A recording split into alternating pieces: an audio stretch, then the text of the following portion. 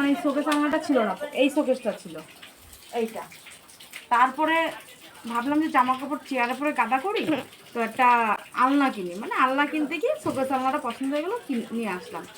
আর সবথেকে বড় কথা, নিজের ঘর থাকলে মানে ভালো একটা জিনিস কিনে করা, আর ভাড়া বাড়িতে থাকলে কী হয়, টানা হিসরা করতে করতে না সেই ভালো জিনিসটা খারাপ হয়ে যায়। তো এই আলনাটা কিনলাম, 3000 কত টাকা জন্য নিয়েছিল এটা। তো এটা নিয়ে আসলাম, নিয়ে আসার পরে দেখো এইটা ভর্তি, এটা ভর্তি, এটাও ভর্তি। একটা জিনিস দেখায়, মানে আমরা যে বাঙালি, আমাদের যতই আলনা থাকুক না কেন, একটার থেকে দুটো হয়েছে, তবু আমাদের গাদা মারা অভ্যাসটা যাবে না।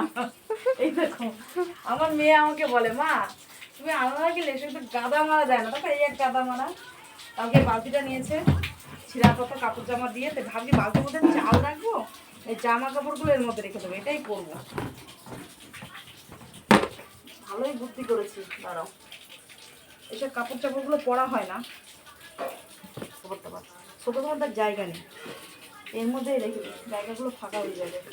তোমরা বলতে পারবে এই গামছাটা কোথাকার গামছা?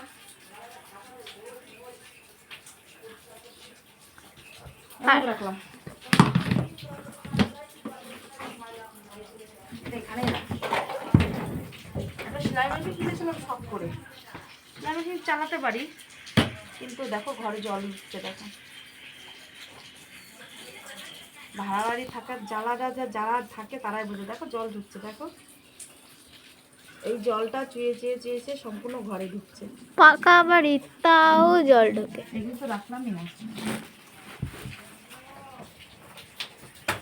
আমাদের সাথে শেয়ার করবো আমি পরে এক সময়, পুজোয় আমি কি কি পেলাম, কি কি গিফট